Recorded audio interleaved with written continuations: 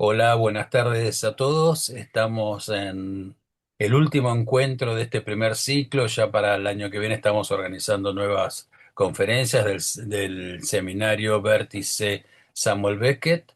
Y en esta ocasión tenemos la palabra de Marinés Castanino, antigua y hace muchos años trabajamos juntos en la Universidad de Buenos Aires, y lo cual también es una alegría tenerte acá, Inés. Inés también es codirectora de la revista Beckettiana que publicamos en la Universidad de Buenos Aires, y también es la flamante adjunta de la Cátedra de Literatura Inglesa de la facultad. Ella es doctora en letras por la Universidad de Buenos Aires y trabaja también, aparte de literatura inglesa, en la materia Fundamentos de Estudios Literarios. Codirige la carrera de especialización en traducción literaria también de la facultad, y dicta cursos de posgrado sobre traducción de teatro y literaturas comparadas. Ella ha traducido obras de Oscar Wilde, de Tom Stoppard, de Edward Albee, y es autora del libro, que se los recomiendo, el libro Tom Stoppard, Las huellas del camaleón, publicado hace unos años en editorial Atuel. Por otra parte, también forma parte de los grupos de investigación UBASIT de la Universidad de Buenos Aires. Inés, te doy la palabra y muchas gracias por formar parte de estos seminarios. Gracias, Lucas. Yo aprovecho y les agradezco a ustedes, a vos y a José Francisco especialmente, por serme partícipe de esta iniciativa, que es muy valiosa. Así que les agradezco formalmente y también a los oyentes de ahora y del futuro por medio de la grabación.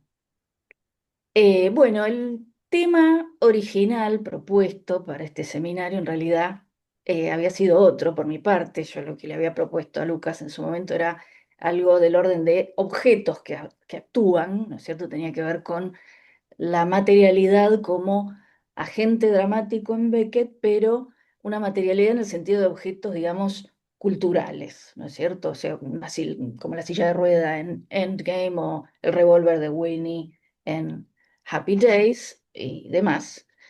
Em, pero para considerar la materialidad como potencia dramática, empecé por otra cosa, porque como dice Beckett en el comienzo de uno de sus ensayos sobre pintores, de los que están en ese libro llamado Disjecta, que eh, recopiló Rubicón hace muchos años, uno de los ensayos empieza diciendo: para empezar, hablemos de otra cosa. Bueno, yo le hice caso a Beckett, y para empezar con los objetos o con la materialidad, en vez de empezar por los objetos culturales, empecé por otra cosa que parece, en cierto sentido, si se quiere, anterior, que serían los objetos naturales, antes que culturales, ¿no es cierto? Los, los objetos naturales o los elementos de la naturaleza como objetos, entre comillas. Como empecé por ahí y ahí me quedé por el momento. Por eso ofrezco por eso el cambio un poco a este otro tema de la naturaleza como agente dramático en Beckett. Eh, eso es lo que ofrezco, ¿no? Una reflexión sobre esa cuestión que por supuesto ha sido estudiada, ¿no es cierto? Está siendo estudiada. No puedo tener pretensiones de gran originalidad en este sentido. Sabemos que es difícil un poco a esta altura inaugurar una línea de investigación sobre Beckett, o por lo menos a mí me lo resulta, ¿no? Sobre todo desde una perspectiva filológica, pero confío en que, bueno, una perspectiva particular siempre aporta, y eso es lo que ofrezco en esta conferencia o charla, por lo menos. Así que, bueno, voy a comenzar por un muy sucinto recorrido de algo de lo que se ha pensado respecto de esta cuestión. Voy a leer yo un poco mi exposición con algunas pausas. Bueno, desde un paradigma de análisis que podríamos calificar como inicial en los estudios beckettianos, como es el del teatro del absurdo, los escenarios de la obra dramática de Beckett expresan la falta de sentido del mundo y de la experiencia humana, convirtiéndose en correlatos escénicos del absurdo existencial. En la medida en que, y aquí cito a nuestro querido Martin Esslin, las citas van a aparecer en inglés en el texto en pantalla, yo las voy a leer en traducción, en castellano. Entonces, en la medida en que el teatro, cito, el teatro del absurdo ha renunciado a debatir sobre lo absurdo de la condición humana, simplemente la presenta tal como es decir, en términos de imágenes escénicas concretas, cita de Esslin que figura ahí arriba, la imagen escénica concreta de un paisaje natural desolado y estéril equivaldría a la exteriorización del sinsentido de la experiencia humana. Bueno, esa visión evoluciona un poco en las lecturas existencialistas y humanistas posteriores, ¿no? Sobre todo desarrolladas en las décadas de 1970, 1980, y aquí podríamos mencionar como autores representativos a Hugh Kenner o a Ruby Kohn, justamente. Bueno, esa otra línea de lecturas tendió a interpretar la progresiva reducción del paisaje como también un correlato de la condición existencial de los personajes, privilegiando una lectura del espacio en clave simbólica o fenomenológica. Lecturas posteriores de corte filosófico ven igualmente en, en este aspecto, en el del paisaje, la negatividad propia de un mundo devastado. Y aquí podríamos mencionar el famoso ensayo de Adorno sobre Endgame, donde él entiende el espacio desolado de Endgame no como una alegoría existencial abstracta, que era más la línea de Esslin, si se quiere, sino como un rasgo históricamente mediado. El mundo devastado de la obra no es un decorado metafísico, sino una configuración estética históricamente determinada.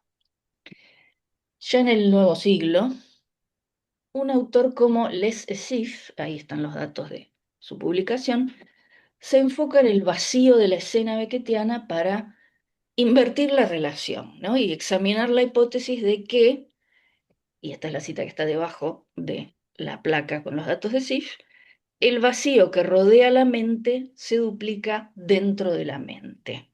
Y los énfasis que figuran ahí son del original. Es decir, quiero decir que invierte la hipótesis porque en vez de decir lo de adentro se refleja afuera, dice lo que está afuera se duplica hacia adentro.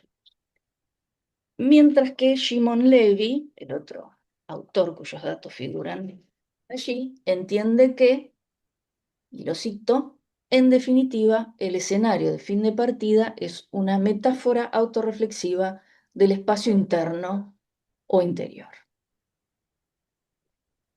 Bueno, este es muy conciso resumen, como decíamos, de esta trayectoria del tema en los estudios de Beckett. Y como conclusión un poco de esta primera parte, podemos decir que todas estas lecturas se caracterizan por una perspectiva que, con matices, por supuesto, puede caracterizarse como antropocéntrica, en la medida en que consideran la representación de la naturaleza en Beckett en función del hombre y asumen que su inteligibilidad en la obra de Beckett depende de la perspectiva humana. La entienden como orientada hacia el ser humano.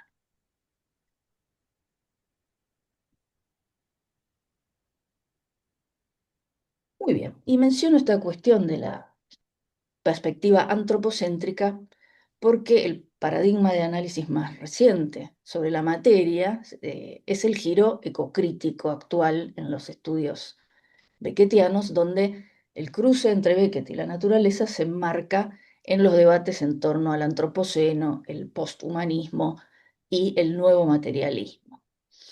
Entonces, los estudios más recientes sobre Beckett han cuestionado cada vez más esa suposición de que el mundo natural en su obra funciona como una exteriorización de la desesperación existencial o de bueno, algún otro aspecto de la experiencia humana.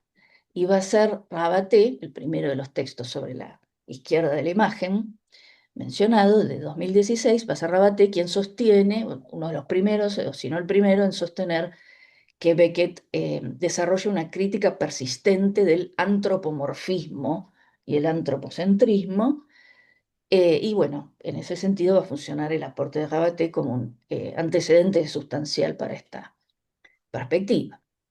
Entonces, en lugar de tratar el paisaje como un escenario simbólico, los críticos que trabajan en esta intersección de los estudios sobre Beckett y las humanidades ambientales han comenzado a enfatizar la especificidad material de sus entornos.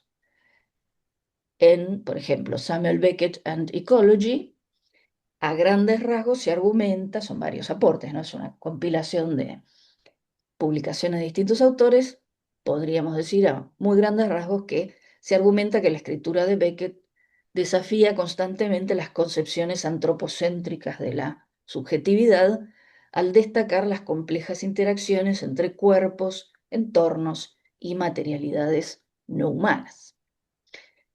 Por otro lado, los aportes de otro volumen colectivo, como es Beckett and Nature, de 2025, demuestran también que los paisajes de Beckett no deben descartarse como vacíos abstractos, o en todo caso considerarse vacíos abstractos, sino que deben entenderse como espacios ecológicos, cuidadosamente construidos, cuya aparente vacuidad o despojamiento oculta intrincadas relaciones entre materia orgánica e inorgánica. Y bueno, los estudios más recientes sobre Beckett también han hecho cada vez más hincapié en esos entornos materiales de su obra y en las condiciones históricas que configuran sus paisajes, ¿no? Y ahí, a cuento de esto, vienen los estudios ecocríticos de Mark Byron y de Anna McMullen, que han argumentado que la estética de la reducción de Beckett, en vez de borrar, intensifica la presencia material, ¿no? Dejando a la tierra, la piedra, el polvo, el barro, la ceniza y el cuerpo vulnerable en el centro de la percepción.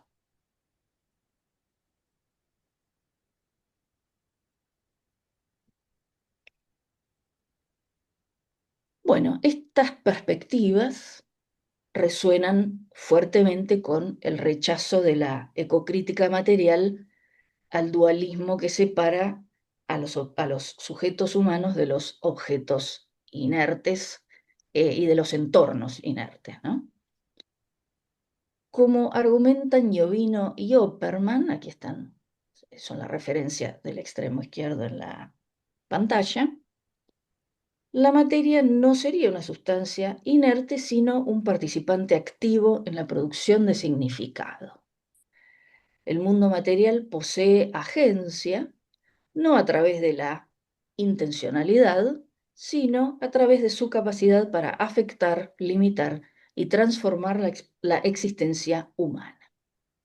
Y también van a sostener estos autores que la materia se narra a sí misma a través de sus interacciones con los seres vivos, generando relatos que trascienden la intencionalidad humana. De manera similar, Jane Bennett, la referencia del medio, propone que la materia exhibe una vitalidad que escapa al control humano. Y por otro lado, Timothy Morton, la referencia de la derecha, eh, plantea la noción de ecología oscura, por la cual rechaza las concepciones idealizadas de la naturaleza en favor de una ecología basada en la intimidad con la decadencia, la incertidumbre y la interconexión.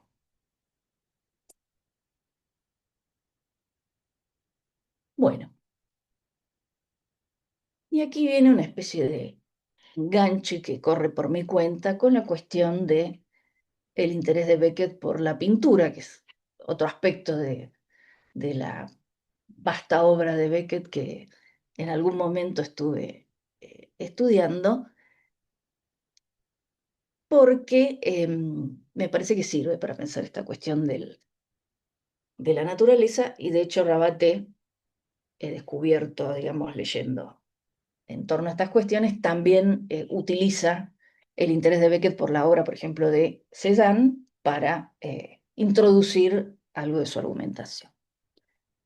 En aquel momento, cuando empecé un poco, perdón, empecé un poco a interesarme por la cuestión del interés de Beckett por las pinturas, eh, usé mucho las biografías sobre Beckett, la de Knowlson y la de Cronin, que salieron muy cerca una de la otra, ¿no? La de Knowlson en el 96 y la de Cronin en el 97, si no me equivoco, rastreando un poco ahí las manifestaciones de Beckett. Entonces ahí aparecieron varias cartas a las que ahora me voy a remitir, citadas en esas biografías. Algunas de esas cartas están después en la colección de cartas publicadas que salieron a posteriori de las biografías, pero no necesariamente todas ellas. Yo no he llegado a arrastrarlas todas. Sí puede ser que haya algunas cartas citadas en las biografías que no están en las colecciones, que al fin y al cabo son una selección.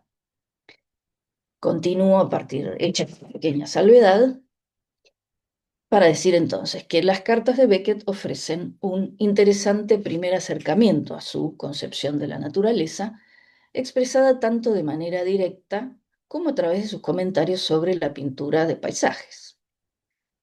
En esas cartas, o en algunas de sus cartas, revela, por ejemplo, que las montañas que rodean Dublín, que era un territorio que él conocía bien por sus frecuentes excursiones de infancia, llegaban a inspirarle temor. Y en una carta a su amigo Thomas McGreevy va a afirmar haberse sentido, como dice la cita de arriba de todo en pantalla, reducido casi a la incontinencia por la tranquila y secreta hostilidad del lugar. Esto lo cita Cronin en su biografía. Y Cronin resumen esta percepción de Beckett del paisaje señalando esto, que Beckett experimentaba una intensa sensación de alteridad frente al mundo natural y que admiraba en Paul Cézanne el hecho de que había sido, a juicio de Beckett, el primero en ver, y esta es la cita que está debajo de la reproducción del cuadro sobre del monte Sainte-Victoire de Cézanne.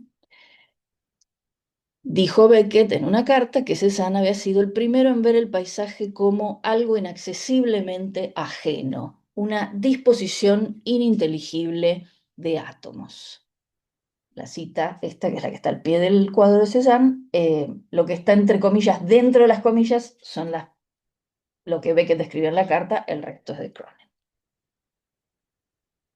La pintura de Cézanne constituye en efecto un punto de referencia fundamental para Beckett porque expresa una relación con el paisaje desprovista de antropomorfismo, antropocentrismo, digamos, aunque no sean exactamente lo mismo. Rabaté, justamente, como decía antes, recupera observaciones de Beckett sobre Cézanne, que considera especialmente significativas para comprender su concepción del paisaje y para sostener la tesis de la crítica al antropomorfismo en Beckett. A diferencia de artistas como Salvatore Rosa, Salomón van Ruiz-Dael o Watteau, cuyas obras todavía proyectan sobre la naturaleza emociones y significados humanos, Cézanne reconoce la radical inconmensurabilidad entre el hombre y el paisaje. Beckett celebra precisamente este desplazamiento cuando, tras visitar la Tate Gallery en 1934, contrapone las imágenes del Mont Saint-Victoire de Cézanne, que no es esta que está en pantalla la única, ¿no? Lo pintó más de una vez, lo contrapone a toda una tradición de paisaje antropomorfizado, denunciando un poco esa impertinencia de concebir el paisaje como ascendido, dice él, al nivel de las emociones del observador. Esto está citado en Knowlson. Eh, esa admiración se vincula con una convicción más amplia. El ser humano constituye una intrusión en el mundo o en un mundo cuya existencia no depende de él. La naturaleza deja así de funcionar como espejo del sujeto para convertirse en una realidad autónoma, indiferente e irreductible a la experiencia humana. Una sensibilidad semejante encuentra Beckett en la pintura de Jack Yates. En otra carta a McGreevy, elogia su capacidad, la de Yates, para captar, y aquí es la cita que está debajo de la imagen, la heterogeneidad de la naturaleza y de los humanos, la alienación inalterable de los dos fenómenos.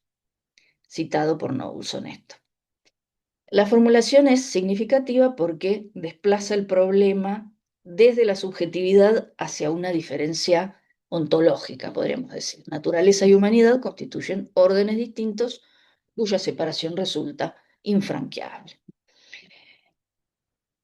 La comparación que Beckett establece entre Yeats y Constable, otro pintor, profundiza esta idea.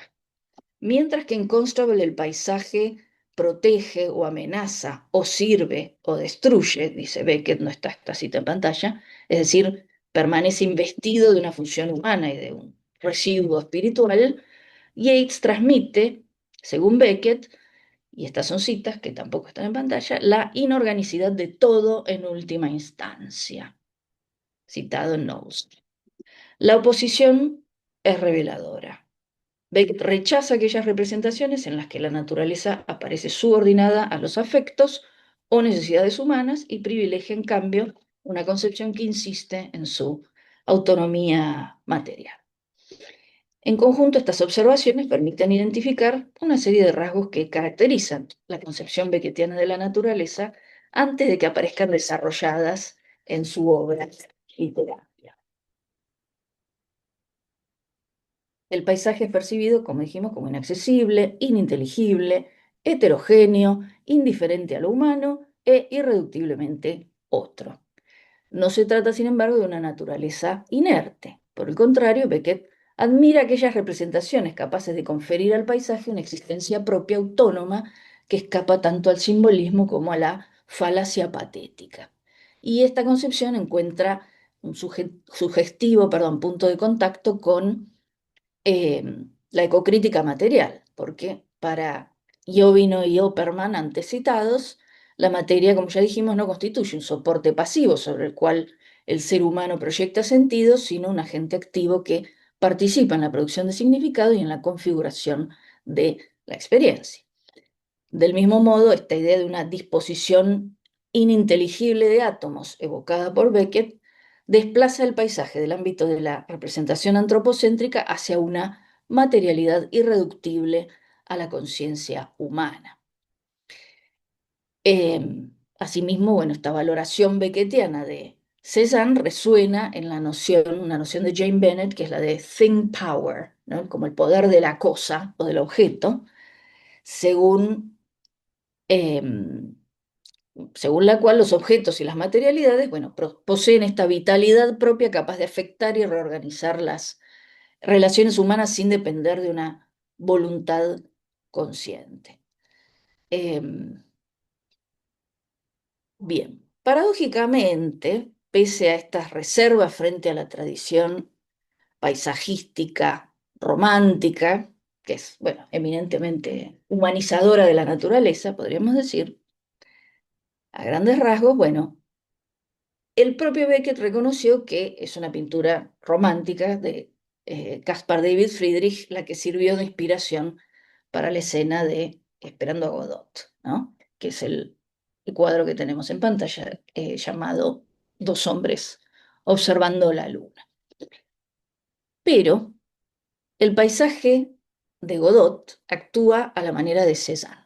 O sea, está inspirado en Friedrich, pero actúa más como la naturaleza en Cézanne, por lo menos en los términos que la entiende Beckett, porque son las cualidades de la naturaleza reconocidas por Beckett en la pintura de Cézanne las que se convierten en agentes por omisión, podríamos decir, en el sentido de que todo lo que el paisaje quise decir, todo lo que el paisaje niega, accesibilidad, inteligibilidad, atención, todo eso actúa sobre los personajes o los hace actuar a los personajes.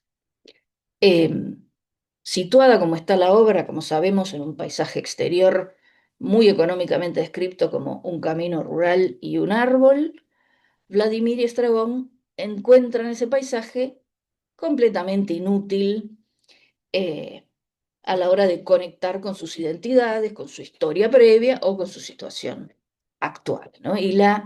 Es justamente la indiferencia de ese paisaje natural la que les impide determinar si se encuentran en el lugar correcto y el tiempo correcto para encontrarse con Godot. Y así, en cierto momento, Vladimir mira a su alrededor, como dice la cita de arriba a la derecha, con frenesí, como si la fecha estuviera inscrita en el paisaje, ¿no?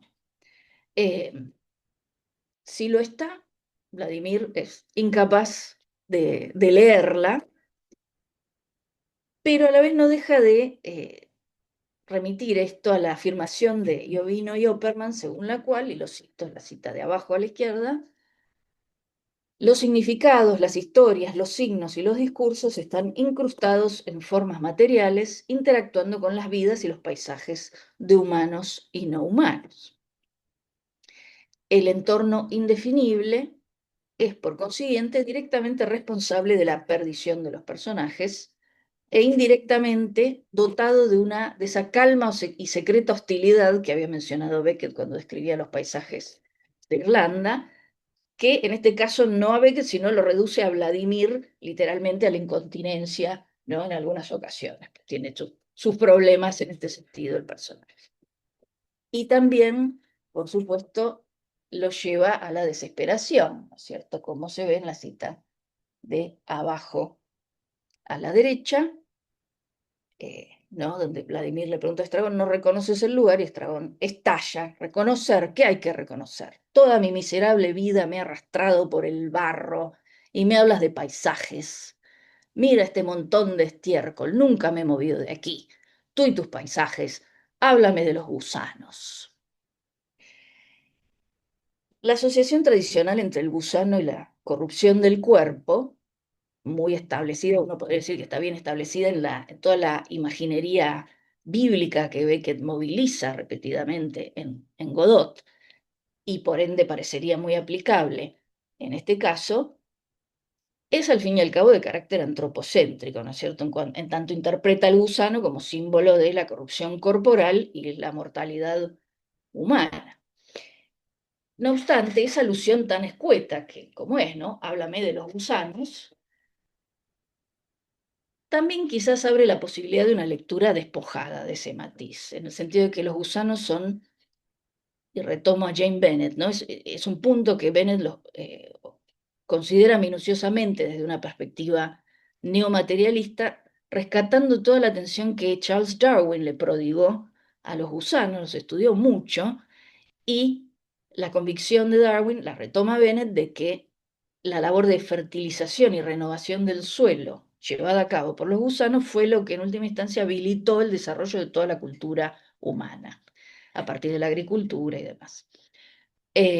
Entonces, la alusión a los gusanos también puede remitir a ese estrato mínimo, previo, básico, ¿no? Al fin y al cabo también aludido mediante el barro y el estiércol que aparecen en la misma cita, sobre el que se construyen los detalles del paisaje, ¿no? Estragón, en cierto sentido, está pidiendo ver más allá de las superficies, ir a lo esencial, volver casi literalmente a las bases, podríamos decir, y esto queda más claro todavía cuando uno constata la versión de la obra original en francés, donde en vez de Háblame de los gusanos se lee Parle-moi du sous-sol, que sería Háblame del subsuelo, en el sentido de esa capa de tierra que está bajo la primera de la superficie.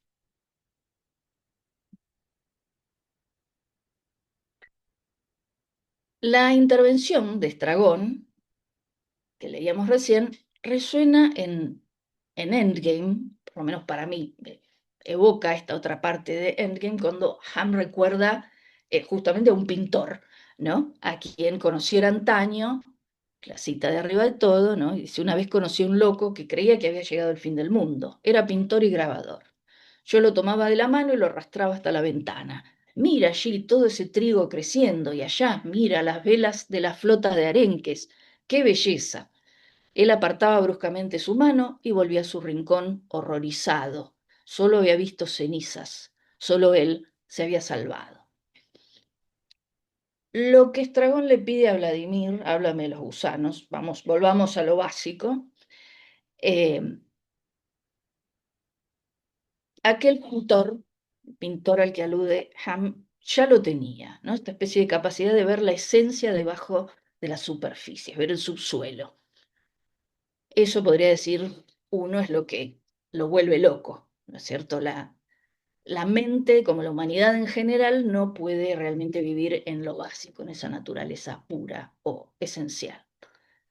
Y Rabate justamente va a identificar la tierra, el subsuelo, esta es la cita de abajo a la derecha, como el locus tanto de las cenizas como del estrato fértil que producen los gusanos, ¿no? Asociándola a la tierra, la humildad que ve que, dice Rabate, abrevan en antecesores como Joyce y Hoylings. Una sensación conciliatoria de que uno permanecerá cerca de la tierra, una tierra que contiene las cenizas de todos los muertos, junto con el humus fertilizante para las plantas futuras.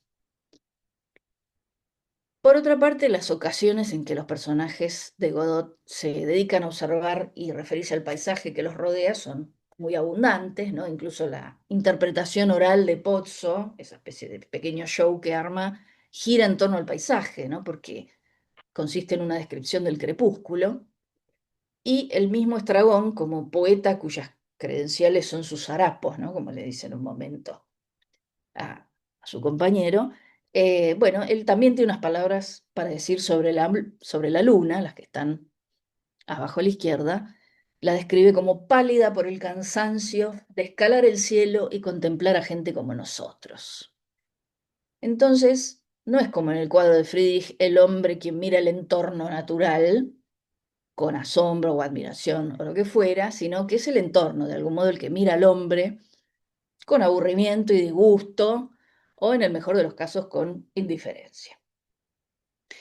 De modo que, por más que la escena esté inspirada en la obra de un artista antropomorfizador, digamos como Friedrich, Esperando Godot deconstruye dramáticamente esa posible visión romántica de la naturaleza y sugiere una tragedia del paisaje tal como Beckett lo veía pintado por Cézanne y por Jack Yates, ¿no? Como una vida de un orden indiferente y diferente, tan ajena al hombre como eh, el hombre y su condición lo son para el paisaje.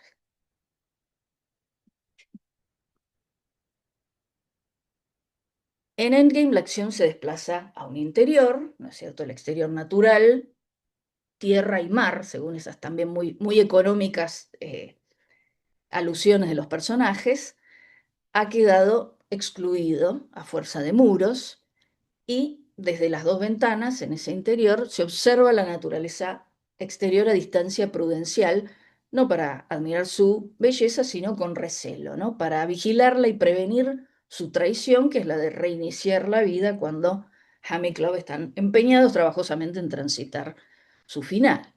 Lo natural es volver a empezar, lo cual representa la mayor agresión posible. Cuando hablo de agresión es porque una hipótesis inicial tenía que ver con esto, la naturaleza como agente agresivo, concretamente. Y creo que se podría sostener un poco en estas primeras obras, pero después habría que modificarlo y por eso no la planteé de entradas.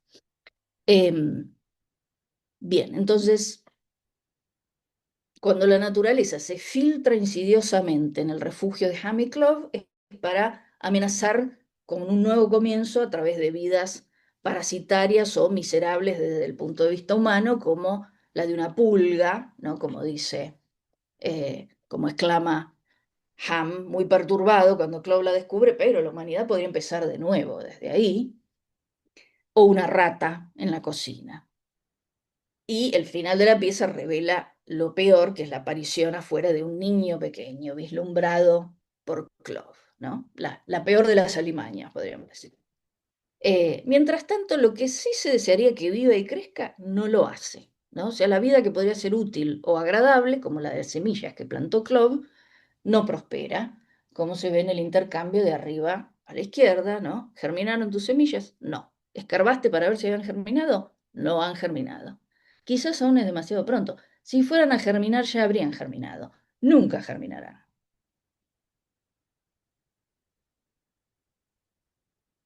Como en los cuadros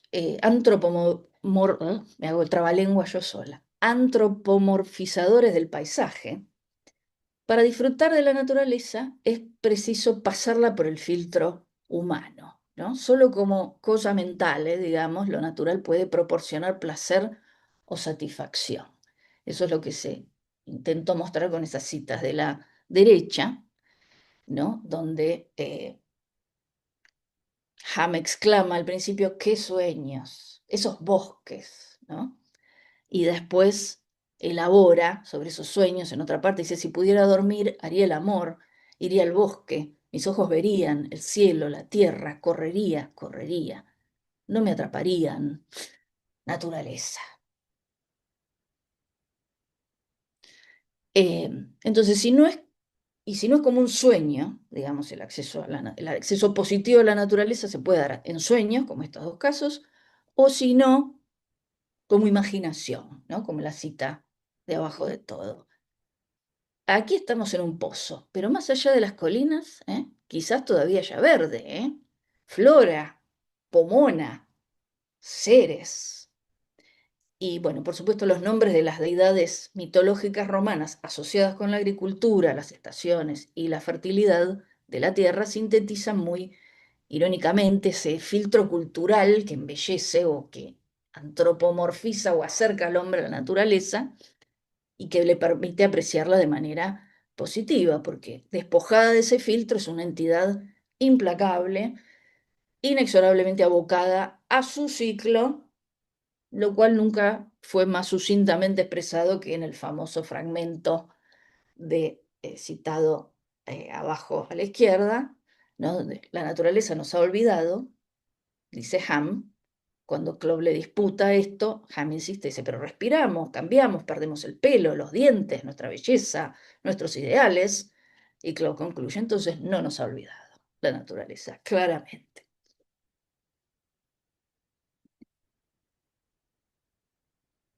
Bueno, en Happy Days la acción vuelve a situarse en un espacio exterior natural cuya agresividad se explicita en su descripción didascálica, ¿no? Porque la que brinda el sol es una luz tan abrasadora que ha chamuscado el pasto que recubre el montículo de Winnie. Las laderas frontales del montículo son suaves, pero por detrás, según describe la didascalia, hay una caída abrupta. Winnie, por su parte, está incrustada en ese montículo.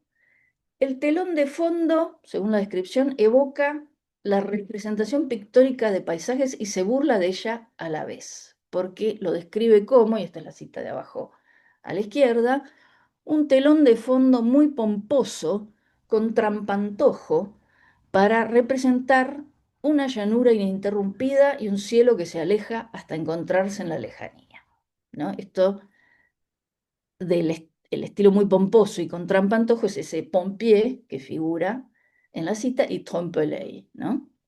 Y esa frase, ¿no? Esa descripción, pompier y trompe-l'œil, trae esas nociones. El trompe-l'œil o trampantojo sugiere justamente la trampa o la falsedad de la representación visual, y pompier sugiere una técnica, digamos, es un término que se usa para describir la técnica muy depurada y la grandiosidad temática, pero también la falta de originalidad o de profundidad emocional propio de un estilo artístico asociado con la Francia de fines del siglo XIX, ¿no? Que era un estilo muy académico con esas características que decíamos recién.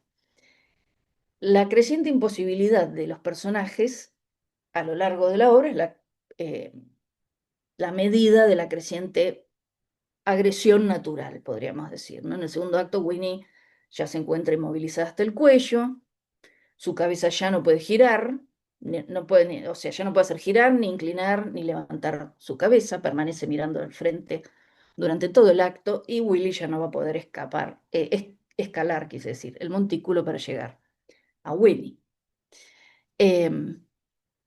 Entonces Winnie, sobre todo, está atrapada entre estas dos fuerzas, ¿no? Las del aire, porque yo me preguntaba un poco si entre el primer acto y el segundo, cuando Winnie pasa de estar incrustada en el montículo hasta la cintura y luego hasta el cuello, qué es exactamente lo que ha sucedido, ¿no es cierto? Si el cuerpo de Winnie se ha hundido más en la tierra o si la tierra de algún modo ha subido hasta el cuello de Winnie.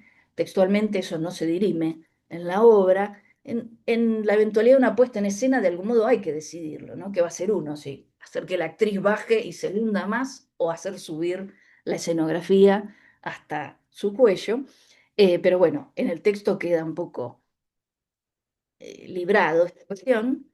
Y el punto es este, que Winnie está como atrapada entre estas dos fuerzas opuestas, podríamos decir, que en última instancia se supone que la consumirán del todo, ¿no? Y la potencia destructiva de ambas fuerzas es reconocida por Winnie. La Tierra la oprime, como dice la cita de abajo a la derecha, ¿no? Donde Winnie se vuelve dolorosamente hacia adelante y dice, qué apretada está la Tierra hoy. ¿Seré que he engordado? No lo creo. Y el cielo, por su parte, la quema, ¿no? O el aire, digamos. Es la cita. Ah, no, esta cita me faltó ponerla en pantalla, pero dice, no me derretiré yo misma tal vez al final, o arderé, o no me refiero necesariamente a estallar en llamas, no, solo poco a poco me carbonizaré hasta convertirme en una ceniza negra, toda esta carne visible. Y estas dos potencias parecen disputársela activamente, que es un poco lo que refleja la cita de arriba, ¿no? Donde Winnie se pregunta, ¿la gravedad es lo que era, Willy? No lo creo. Sí, cada vez tengo más la sensación de que si no me sujetaran de esta manera, simplemente flotaría hacia el cielo azul. Y que tal vez algún día la tierra ceda y me deje ir. La atracción es tan grande, sí, que quizás se rompa todo a mi alrededor y me deje salir. ¿Nunca tienes esta sensación, Willy, de ser absorbido? ¿No tienes que aferrarte a veces, Willy? ¿No? ¿No? Ah, bueno, son las leyes naturales. Las leyes naturales, supongo que es como todo lo demás. Todo depende de la criatura. Bueno, mientras la vida humana está siendo así oprimida por la naturaleza, la vida natural que prospera, como en Endgame, es la vida menor e irrisoria, ¿no? Representada aquí por esos huevos de hormiga que descubre Willy, que le dan pie para hacer el chiste sobre formication, ¿no? Formicación en vez de fornicación. Bien, la postura de ver a la naturaleza como agente de agresión hacia el ser humano es todavía una postura antropocéntrica, ¿no? Y uno quizás podría plantear que se ve superada en la evolución dramática de Beckett hacia piezas más breves y despojadas. Eh, Esas piezas breves llevan el punto de transición en el que la frontera entre organismo y entorno empieza a desdibujarse a una nueva, bueno, la llevan a una nueva etapa al convertir el espacio escénico en el agente activo de la acción dramática, ¿no? Eh, en estas piezas la naturaleza reducida a un conjunto mínimo de condiciones materiales elementales, ¿no? La luz, la oscuridad, la tierra, el aire, ya no aparece como paisaje, ni siquiera como escenario hostil, se manifiesta como una fuerza impersonal que condiciona la percepción, el movimiento y la posibilidad misma de la existencia. ¿Mm? Em, Quiero adelantar un poco, para no prolongar muchísimo esto, y voy directamente al caso de Play, que quizás se podría pensar como una especie de evolución de Happy Days, ¿no? Como uno de los primeros ejemplos de este desplazamiento que decíamos recién. Los elementos naturales de la escena de Happy Days, la tierra, la luz solar, podríamos decir que en Play están como filtrados por la cultura. El montículo de Winnie se ha devenido en una urna, ¿no? Y la luz solar cenital se ha invertido. Ahora es un reflejo, es como todo lo contrario, ¿no? De ser luz natural es luz artificial porque es de un reflector y en vez de iluminar desde arriba del cenit, ilumina desde el nadir porque la acotación escénica dice la posición óptima para el foco es en el centro de las luces del escenario, de modo que los rostros quedan iluminados de cerca y desde abajo. Em, la unidad también de esa luz, o sea, el hecho de que se trate de una sola, está enfatizada en las indicaciones que justamente no recomiendan triplicar el reflector. Cito las acotaciones que dicen, el método que consiste en asignar a cada rostro un reflector fijo separado, resulta insatisfactorio ya que expresa menos la singularidad del inquisidor que el único punto móvil. Y se utiliza esa palabra, ¿no?